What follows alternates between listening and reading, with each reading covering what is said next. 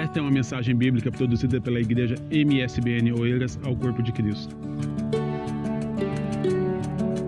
Vamos à palavra do Senhor. Gostaria de convidar você a nós meditarmos em Tito. Carta ou epístola do apóstolo Paulo a Tito. E nós vamos ler dois textos. O primeiro deles é o capítulo 2, entre o verso 11 a 14, e depois nós vamos ler o capítulo 3, entre o verso 4 e 6. Epístola do apóstolo Paulo a Tito, no capítulo 2, a partir do verso 11, a palavra do Senhor nos diz assim: porque a graça de Deus se há manifestado, trazendo salvação a quantos homens?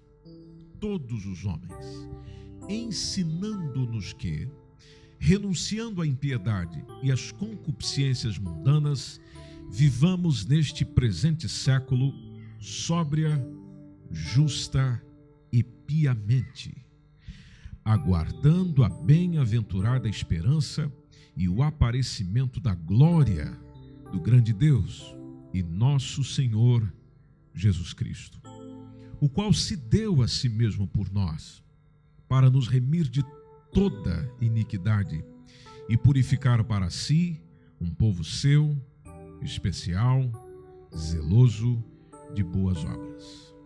Agora no capítulo 3, nós vamos ler entre os versos 4 e 6. Epístola de Paulo a Tito, capítulo 3, versos 4 ao 6. Mas quando apareceu a benignidade e o amor de Deus, nosso Salvador, para com os homens, não pelas obras de justiça que houvéssemos feito, mas segundo a sua misericórdia, nos salvou pela lavagem da regeneração e da renovação do Espírito Santo, que abundantemente Ele derramou sobre nós, por Jesus Cristo, o nosso Salvador. Amém. Meus irmãos, a graça de Deus é a mais extraordinária manifestação do seu amor para conosco, do seu amor para com a humanidade. Mas homens e mulheres só podem usufruir desta graça, deste recurso divino, se cada um deles ou cada uma delas reconhecer o seu estado miserável.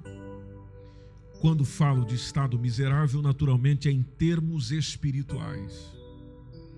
E reconhecendo o seu estado, essas pessoas se converterem, arrependerem-se e converterem-se, mediante a aceitação, mediante a decisão, mediante a entrega da vida, de receber a Cristo como Salvador. Quando nós falamos sobre graça de Deus, nós precisamos entender que existe diversas manifestações dessa graça. A primeira delas, e é muito importante que você preste atenção nisso, porque diversas pessoas numa conversa podem referenciar sobre isso, é sobre a chamada graça comum. Graça é uma palavra que, na sua definição, a maioria daqueles que estudam, pensam e refletem sobre a Bíblia, eles já têm uma resposta, dizendo que graça é o favor imerecido que Deus concede ao homem, por seu amor, por sua bondade, por sua misericórdia. Só que a partir dessa conceituação é que nós podemos ver a chamada graça comum, pela qual Deus dá aos homens as estações do ano, o dia, a noite, a própria vida, ou seja, a possibilidade da existência, todas as coisas. Inclusive o apóstolo Paulo, quando falava no Areópago de Atenas, capítulo 17 de Atos dos Apóstolos, precisamente no versículo 25, ali na parte B, ele, ao falar com aqueles homens, chegou a expressar dizendo: Ele mesmo, Deus, é quem dá a todos. Aí ele citou o quê? Em primeiro lugar, a vida, a respiração e todas as coisas. Isso é chamado de graça comum. ou seja, o favor imerecido, onde Deus, na sua misericórdia, na sua bondade e na sua fidelidade, concede ao indivíduo, independente se o indivíduo acredita nele ou não, se o indivíduo busca ele ou não, se o indivíduo se importa com ele ou não. Essa graça é dada, essa graça é oferecida, chamada de graça comum. E isso nós contemplamos no nosso dia a dia em todo o tempo, na esfera intelectual, na esfera da criatividade, na esfera da sociedade, na esfera religiosa. Ou seja, não é porque o mal reina no ser humano que Deus dá ao ser humano apenas o mal. Não existe uma bondade de Deus, uma graça, um favor da parte de Deus, mesmo os homens não merecendo isso. Depois tem a graça salvadora, ou seja, aquela graça que oferece e disponibiliza a salvação. Nós lemos no texto, capítulo 2, versículo 11, dizendo: a graça de Deus se há manifestado. Veja que aqui muda um pouco a situação por causa do complemento do texto, quando diz trazendo salvação a todos os homens. Veja, aqui já fala de uma salvação ou de algo que se manifesta e que é disponibilizado aos homens. Mas naturalmente nem tudo aquilo que é disponibilizado é aceito por todos.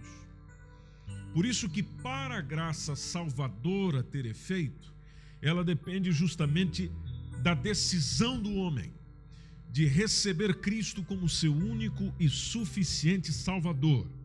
É por intermédio desta graça, ou seja, da graça salvadora, que Deus salva, que Deus justifica, que Deus adota o pecador como filho.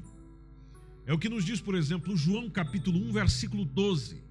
Esse texto nos diz que a todos quanto o receberam, ou seja, recebem Jesus, é-lhes dado o poder de serem feitos filhos. Feitos filhos. Bom, eu só faço filho para mim aquele a quem eu adotei. Ou seja, eu trouxe, ele não era, mas eu trouxe para o meu cuidado paternal. Então existe uma adoção. Conforme os teólogos, Deus tem filho por geração, tem filho por eleição, que é Israel, e tem filhos por adoção, que são os gentios. Ou seja, aqueles que são recebidos como filhos de Deus por meio da fé em Cristo Jesus. Também existe essa graça chamada de justificadora, ou graça regeneradora, do qual é a fonte da justificação do homem. Quando Paulo escreve aos Romanos no capítulo 3, entre o versículo 21 e versículo 26, ele está a dizer que Deus agora nos mostra um caminho diferente para o céu. Não o fato de nós sermos bonzinhos, não o fato de procurarmos guardar as suas leis, mas diz Paulo à igreja em Roma e diz a nós hoje nessa noite, mas um novo caminho, apesar de ele não ser tão novo assim, porque as Escrituras falam dele há muito tempo. As Escrituras já vinham falando desse caminho que se chama Jesus. Mas o apóstolo Paulo vai dizendo que agora Deus diz que nos aceita, Deus diz que nos absolve dos nossos pecados, nos declara sem culpa, se tão somente confiarmos em Jesus Cristo e de que Ele é capaz para tirar os nossos pecados. E todos nós, conforme diz no versículo 22, diz que nós podemos ser salvos deste modo, ou seja, vindo a Cristo. Não importa quem eu sou, não importa quem eu fui, não importa quem eu tenha sido, o que importa é a minha decisão, porque todos pecaram, conforme diz o 3:23, todos pecaram, todos fracassaram, ou seja, todos falharam.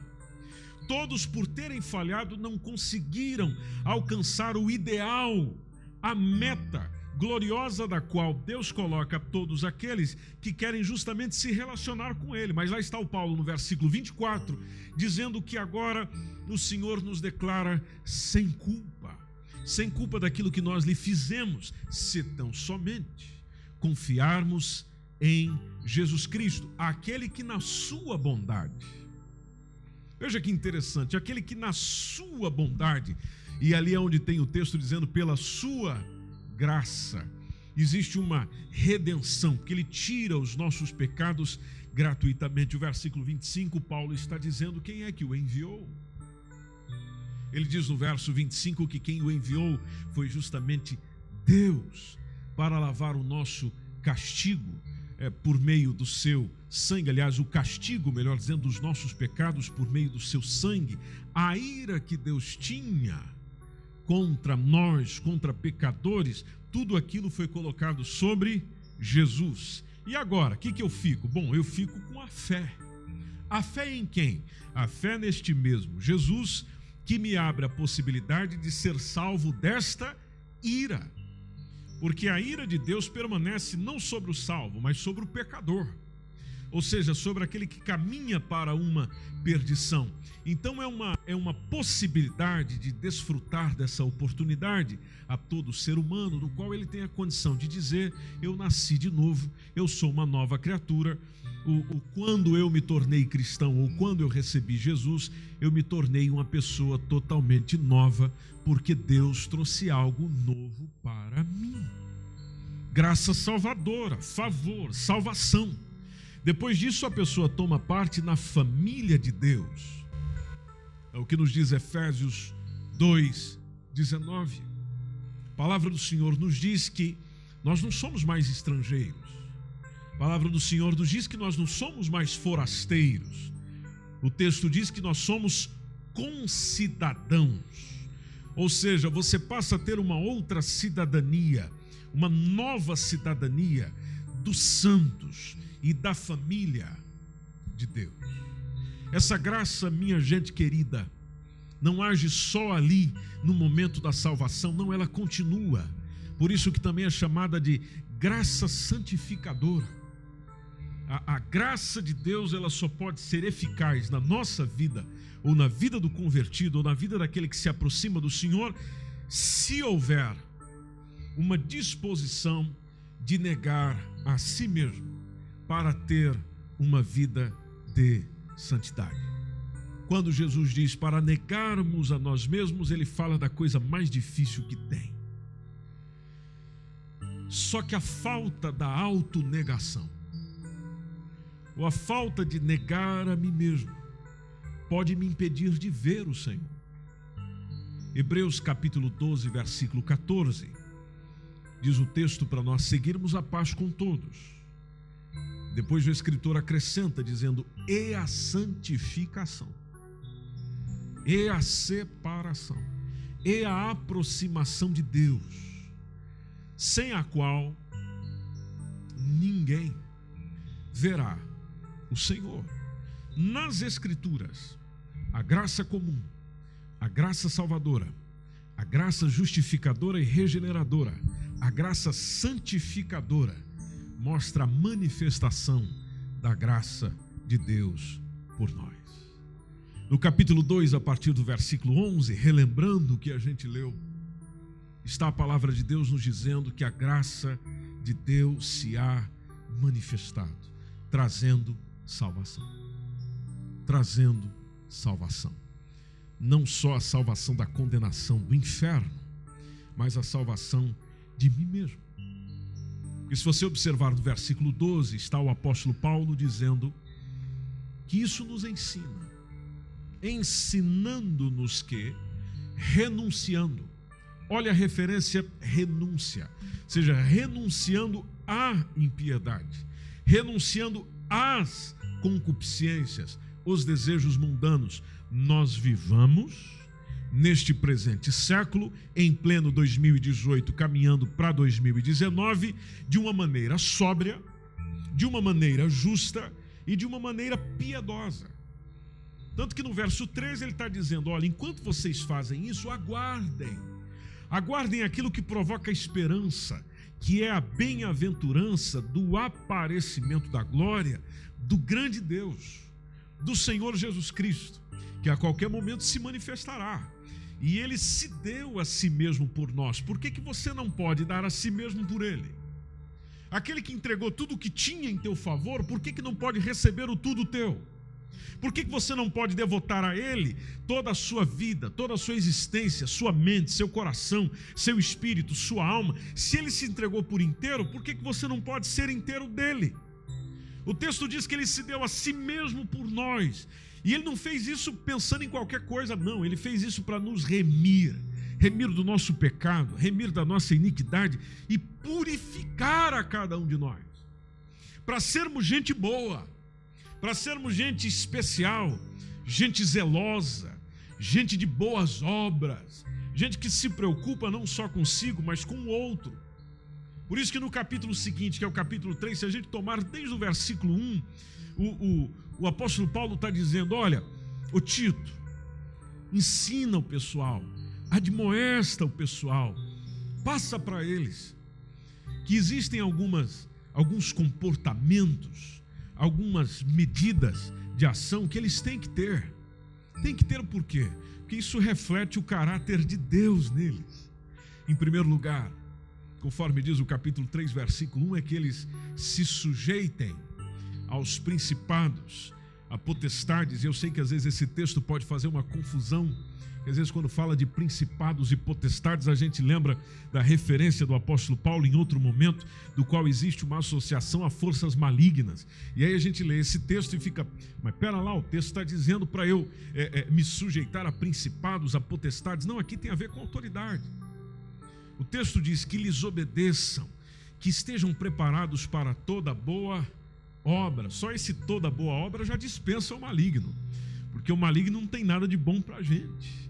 O versículo 2 está dizendo: eles não podem infamar ninguém. Não infamem ninguém. Não sejam contenciosos. Sejam modestos. Sejam pessoas que mostram mansidão para com todos os homens. O cristão sincero, meus irmãos e minhas irmãs, e você que acompanha essa mensagem pela internet, precisamos lembrar de que o cristão sincero, o cristão verdadeiro, ele não tem problema com obediência. Ele não tem dificuldade em obedecer governante, obedecer autoridade constituída, desde que, naturalmente, elas não estejam desrespeitando a lei de Deus. Até porque, pelo ensino do nosso Salvador, Jesus mandou dar a César o que é de César, e aqui tem a ver com as obrigações como cidadão comum, e a Deus o que é de Deus, aqui tem a ver com a minha cidadania celestial. Ou seja, a cada um eu dou o devido.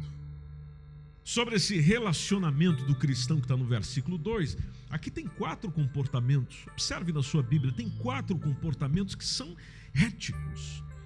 E é exigido do cristão, não é opção para o cristão, é exigência.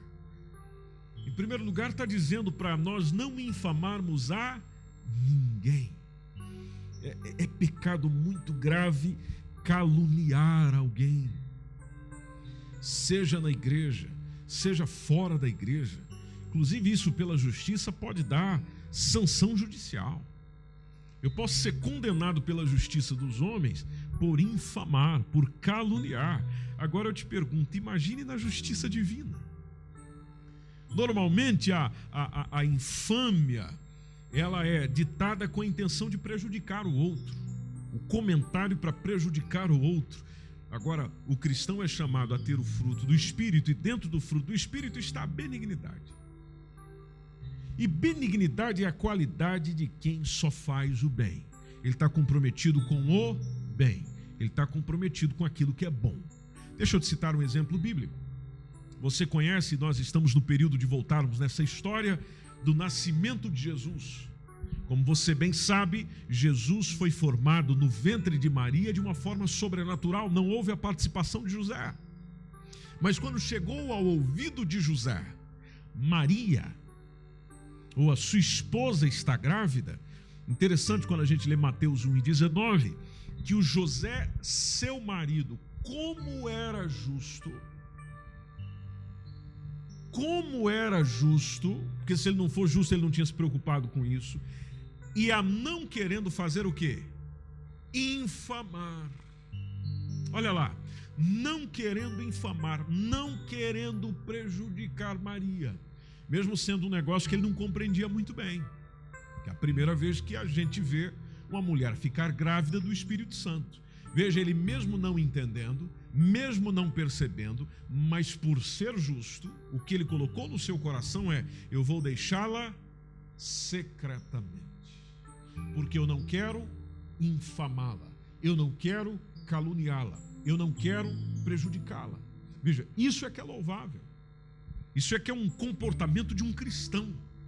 Por isso que o texto diz não ser contencioso, contendas. Contendas nas igrejas geralmente têm resultados muito prejudiciais.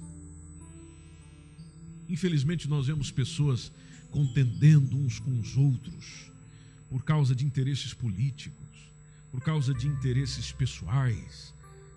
E nós sabemos, conforme a palavra de Deus, de que isso não agrada ao próprio Deus. 2 Timóteo capítulo 2, versículo 24, deixa bem claro logo no início, dizendo que ao servo do Senhor não convém contender, não convém provocar briga, não convém ficar discutindo. Por isso que o texto que nós lemos de Tito, capítulo 3, está dizendo para ser modesto. Seja modesto. A modéstia deve ser evidente na vida de homens, na vida de mulheres cristãs. E quem é o modesto? Bom, o modesto é aquele que não possui nem demonstra uma vaidade em relação a si mesmo, as suas próprias conquistas, ou seja, ele não se porta com luxo, com ostentação. É uma simplicidade conforme Jesus exortou no Evangelho. E a simplicidade que Jesus exortou no Evangelho, Mateus capítulo 10, versículo 16, é dizendo: gente, eu estou enviando vocês como ovelhas no meio de que tipo de animal? De lobo. Portanto, sede prudentes. Palavra de Jesus para nós. Sede prudentes. Aí ele deu exemplos. Prudentes como as serpentes. Prudência tem a ver com precaução, com sensatez, com ser cauteloso. A serpente não sai atacando o que dá na cabeça dela. Não, é sempre com muita cautela. Ou seja, vai haver na vida do verdadeiro discípulo de Jesus cautela, precaução, sensatez. Não decide por emoção, não fala por emoção, não toma decisão por emoção, nem por impulso. É uma pessoa cautelosa. Nós precisamos aprender isso. Prudência. Outra coisa que Jesus falou no texto: prudentes como as serpentes e símplices, conforme diz na Almeida Revista e Corrigida. Símplices, que é uma variação do simples, como as pombas. Ou seja, que não é complicado, que é fácil, que é inofensivo. Por isso que o apóstolo Paulo disse para mostrar mansidão para com todos os homens. E essa, conforme a palavra de Deus, deve ser uma característica marcante daquele que é servo, daquele que é serva de Deus, ou daquela que é servo de Deus, de como Jesus ensinou em Mateus 11, 29, ser manso e humilde do quê? De coração. Veja que Jesus nos ensina, meus irmãos e irmãs, a sermos mansos e humildes de coração. Não tem a ver com aparência. Não tem a ver com eu chegar diante de vocês e expressar e anunciar e propagar a minha humildade. Não. O que Jesus ensina tem a ver com ser manso e humilde de coração. Para estes, além de não ser interessante nenhuma contenda, ele é manso para com todos. Assim como diz a palavra de Deus em 2 Timóteo capítulo 2, versículo 24, na parte B. Onde a palavra de Deus nos diz que nós devemos ser manso para com todos, apto para ensinar, porque a nossa mansidão também ensina. E ainda no finalzinho do texto diz algo complicado, mas não deixa de ser bíblico, que é ser sofredor. Nós temos que aprender a sofrer. Por isso que Jesus disse que no mundo nós teremos aflições. Tem de bom ânimo, eu venci o mundo. Ou seja, eu aprendi, ou aliás, eu mostrei que é possível superar as aflições. Se você observar em Tito capítulo 3, só que continuarmos na leitura, porém agora no versículo 3, o apóstolo Paulo, nessa carta pastoral que escreve a este nosso irmão, ele volta um pouquinho no passado. Tito 3:3 diz: nós éramos num outro tempo insensatos, desobedientes, extraviados, servindo a várias concupiscências e deleites, vivendo em malícia e inveja, odiosos, odiando-nos uns aos outros. Nós éramos assim, diz Paulo. Verso 4. Mas quando apareceu, olha que texto maravilhoso, mas quando apareceu a benignidade e a caridade, o amor de Deus, nosso Salvador, para com os homens, e aí ele lembra, não pelas nossas obras de justiça que houvéssemos feito, mas tudo isso veio, essa benignidade veio, esse amor veio, essa caridade veio, segundo a sua misericórdia. Então o que ele fez com a gente? Nos salvou. Nos salvou. Nos salvou pela lavagem da regeneração. Regeneração é nova vida, ou seja, me vestiu com uma nova vida, e ainda da renovação do Espírito Santo, ou seja, coloca o seu Espírito Santo em mim. Isso que a gente acaba de ver, nós percebemos aqueles que vivem segundo a carne, e ele fala da primeira característica que está no texto: nós éramos insensatos. Insensatez tem a ver com essa velha vida, essa vida de loucura, essa vida de imprudência, essa vida de leviandade, de incoerência, que está levando muita gente para a perdição eterna. Jesus contou sobre a parábola das 10 virgens, está lá em Mateus 25, entre o verso 1 a 13. E no texto Jesus chama a atenção para 5 loucas ou insensatas que não se preveniram com o azeite para esperar o noivo. Jesus, em outro momento, está em Mateus 7:26, fala do homem insensato. O homem insensato, você lembra desse texto? Jesus chama de homem insensato aquele que constrói ou edifica sua casa sobre a areia. Bom, a consequência, o resultado é desastre. O desastre torna-se inevitável. E tudo isso é fruto da desobediência, como diz o apóstolo Paulo. Porque após a insensatez, ele dizendo nós éramos insensatos, nós também éramos desobedientes. E a desobediência, só para refrescar a nossa memória, desobediência foi o primeiro pecado cometido pelo homem. O apóstolo Paulo lembrou disso quando escreveu à igreja em Roma, no capítulo 5, verso 19, quando ele diz: olha pessoal, pela desobediência, foi pela desobediência, lembrem-se lá, foi pela desobediência de um só homem que muitos foram feitos pecadores. Aí ele nos aviva também, dizendo: mas assim, pela obediência. Não esqueçam dos benefícios de obedecer. Pela obediência de um, muitos serão feitos o quê? Justos. Feitos justos. Então, desde se a gente for colocar aqui uma mãe para todos os pecados, a mãe para todos os pecados é a desobediência. Porque tudo começou com ela. E o apóstolo Paulo ainda citou isso na carta aos Romanos, precisamente no capítulo 11, versículo 30, quando ele fala de todos, aliás, das pessoas, ou das pessoas às quais liam essa carta, dizendo: vós antigamente fostes desobedientes a Deus.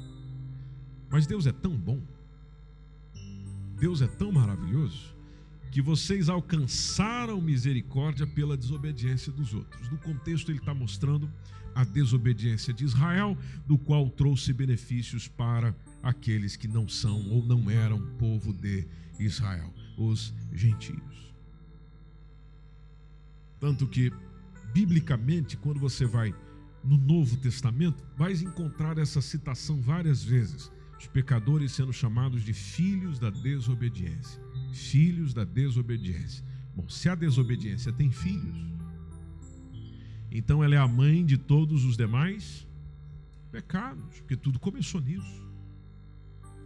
Outra palavrinha que Paulo utilizou no texto é dizendo extraviados. Éramos extraviados. Tem muito a ver com aquilo que o Marcos já disse aqui hoje, porque sem Deus, sem a salvação em Cristo, o homem é um perdido, a mulher é perdida, é uma ovelha sem pastor. E uma situação difícil e por vezes desesperadora é ver alguém perdido. Se você já esteve perdido aqui em algum lugar, você sabe do que eu estou falando.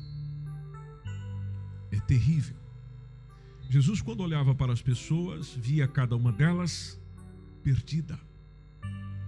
Tanto que, certa vez, ele falou da parábola do filho pródigo, que toma uma decisão, colhe os frutos dessa decisão, mas a outra decisão dele é que foi mais sábia, que é a decisão de retornar. Retornar humilhado para a casa do pai, onde ele foi recebido o quê? Com chicotada? Não, foi recebido com amor, foi recebido com misericórdia. Éramos extraviados, éramos perdidos. O Senhor nos chamou e nós fomos para Ele, porque Ele tem direção para cada um de nós.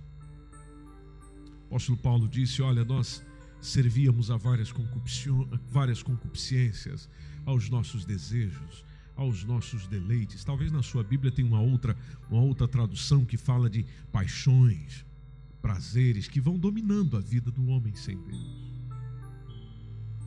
Essas paixões, esses prazeres, esses desejos vão nos impedindo que a gente se converta verdadeiramente. Muitas pessoas estão sendo sufocadas por aquilo que Jesus disse em Lucas 8,14, pelos espinhos da vida. O que é os espinhos da vida, segundo Jesus, na parábola do semeador? Segundo o texto, são as riquezas, são os deleites, são os prazeres da vida. Isso vai sufocando. Lá no texto que a gente leu, o apóstolo Paulo falou, olha, nós vivíamos em malícia. Nós vivíamos na inveja. Malícia é sinônimo de maldade, de perversidade, de malignidade, que naturalmente, pela palavra de Deus, não deve fazer parte da vida cristã. Efésios 4:31 diz que toda a amargura, a ira, a cólera, gritaria, blasfêmia, e lá no final, toda a malícia, seja tirada de entre vós. Quando ele escreve à igreja em Colosso, no capítulo 3:8, ele está dizendo, pessoal, vamos tirar alguma coisa, vamos nos despojar, vamos tirar essa roupa. Que roupa, apóstolo Paulo? Despojai-vos de tudo, da ira, da cólera, da malícia, da maledicência, das palavras torpes da vossa boca. Se livrem disso, deixem disso, abandonem isso. A inveja é um outro sentimento indigno para um cristão sincero. Não é à toa que Provérbios capítulo 14, versículo 30 diz que o coração com saúde é a vida da carne, e isso faz todo sentido. Mas a segunda parte do texto diz que a inveja é a podridão dos ossos. O apóstolo Paulo falou que nós éramos odiosos, nós vivíamos odiando uns aos outros. Foi exatamente assim e é exatamente assim que está no texto. Mas aí a lavagem da regeneração do Espírito Santo foi nos deixando justificados pela graça do Senhor, tornando-nos herdeiros da vida eterna. De forma em que hoje nós temos a mesma consciência pela palavra de Deus, da qual expressou João em 1 João 3,15, dizendo que qualquer que aborrece a seu irmão é homicida.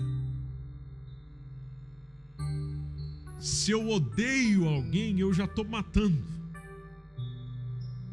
E dentro do texto ainda o apóstolo João diz que vós sabeis que nenhum homicida tem permanentemente nele a vida eterna, porque eu só posso dar ao outro o que tenho.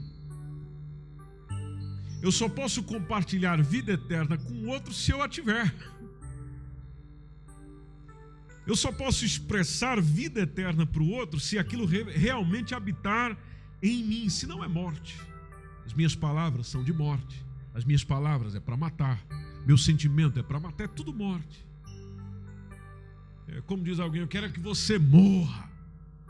E realmente existem pessoas assim, que conversam com a gente, que expressam o seu sentimento para a gente, mas lá está nós, olhando para a palavra de Deus, lembrando que dentro do Antigo Testamento o homicida era aquele que fez algum objeto perigoso ou que realmente matou alguém com algum objeto perigoso. Já no Evangelho da Graça de Deus, não, o homicida é quem no coração, já começa dentro, quem no coração odeia o seu irmão, essa pessoa é um assassino. Aí o apóstolo Paulo está dizendo para o Tito, nós éramos exatamente assim. Por isso que depois dessa observação do seu passado, lá no capítulo 3, versículo 8 de Tito, ele diz, olha Tito, fiel é a palavra. E é isso que eu quero, Tito, que você afirme para aqueles que creem em Deus, que eles procurem fazer o quê? Aplicar-se às boas obras. Por que, Tito? Estas coisas são boas. As boas obras são proveitosas e proveitosas aos homens. Prática das boas obras. Praticar boas obras faz parte do dia a dia do servo, da serva de Deus, do filho de Deus. Porque como diz Efésios capítulo 2, versículo 10, nós fomos feitos, somos feitura sua, conforme diz na Almeida Revista e Corrigida, criados em Cristo Jesus, para as boas obras. Para as boas obras. O que não é algo novo, é algo que Deus preparou para que nós andássemos nela. Ou seja, quem está em Cristo vai tendo prazer em praticar aquilo que é bom e que é agradável ao seu próximo e a Deus. Quem está em Cristo. Agora, você não vai ouvir sempre isso da boca de todos. Eu lembro você, e aqui nós vamos caminhando para a conclusão da nossa reflexão, de que existem aquilo que a Bíblia chama de hereges. Tem gente que quer conversar demais, discutir demais, contra os princípios bíblicos. Tanto que se você olhar no capítulo 3, versículo 9, o apóstolo Paulo disse assim a Tito, não fique entrando em questões loucas, genealogias, contendas, debates acerca da lei, porque são coisas inúteis, são coisas vãs, são coisas vazias. Por que você fica perdendo tempo com isso? E existindo essas pessoas aí, Tito, e é como se ele estivesse escrevendo para a MSBN Oeiras hoje, existindo essas pessoas entre vós, igreja em Oeiras, depois de uma, depois de outra admoestação, evita. Conversa uma vez, conversa a segunda vez, não mudou. Então, evita. Aí chega alguém e diz para nós, olha irmão, a palavra de Deus diz que nós não podemos evitar ninguém, Jesus não faz acepção de pessoas. Bom, então você não leu a Bíblia inteira, porque ela me dá recomendações que tem gente que é bom eu evitar. É bom eu evitar. Agora eu tenho que saber necessariamente quem eu devo evitar segundo o Evangelho, para não ir evitando todo mundo. gente facciosa, tem gente que gosta de causar divisão por meio de discordância. O que a igreja deve fazer? Em primeiro lugar, tentar ajudá-lo, corrigindo o seu erro, advertindo, aconselhando. Não deu. Bom, então evita. Evita. Não quer dizer despreza. Desprezar é diferente de evitar. Evita a convivência, evita a conversa, porque não dá. Paulo está ensinando que nós devemos evitar os falsos mestres, não nos envolvendo nessas discussões tolas, parvas. E deixe-me fazer um acréscimo nesse comentário. Às vezes acabamos discutindo, dando uma atenção demasiada aos ensinos que são contrários à palavra de Deus e não nos concentramos naquilo que é bom, naquilo que é verdadeiro. Já que nós vamos conversar, vamos falar daquilo que é verdadeiro, daquilo que é bom, daquilo que é verdade. Então, meus irmãos, um dia nós estávamos mortos em nossos delitos, mortos em nossos pecados, separados de Deus, em completa iniquidade, só aguardando o justo julgamento de juízo de Deus para nós. Lembra daquele dia quando você andava segundo o curso deste mundo? Você vivia sem Deus, você tinha os seus valores, seus pensamentos, e você se opunha contra os pensamentos de Deus. Lembra desse dia? Você também era tão ruim quanto Paulo disse para Tito quem ele era. Filho da desobediência, que ia operando em nós, na nossa carne, ia guiando a nossa mente. Quem guiava a nossa mente há tempos atrás não era o Espírito de Deus, era outro Espírito. Você lembra disso? Lembra daquele dia que você, ou daquele tempo que você só preocupava-se em satisfazer os desejos da sua carne? Você corria atrás de coisas para atender às ilusões ou às pulsões da carne. Havia um vazio na sua alma. Nada saciava, nada supria. Você ia lá e comprava um monte de coisa, não supria. Você saía com um monte de mulheres, não supria. Você rolava com um monte de homens, não dava certo. A felicidade era na hora do prazer. Acabando o prazer, acabou a felicidade. Veja que ilusão. Quanto tempo você teve nisso? Quanto tempo você caminhou nisso? Plenamente iludido, filho da ira. Aí você fica a pensar, pois eu era assim. Eu vivia assim. Pois é, você viveu, mas e o tanto de gente que ainda vive? E o tanto de gente que ainda está assim, nessa mesma condição, nessa mesma cegueira.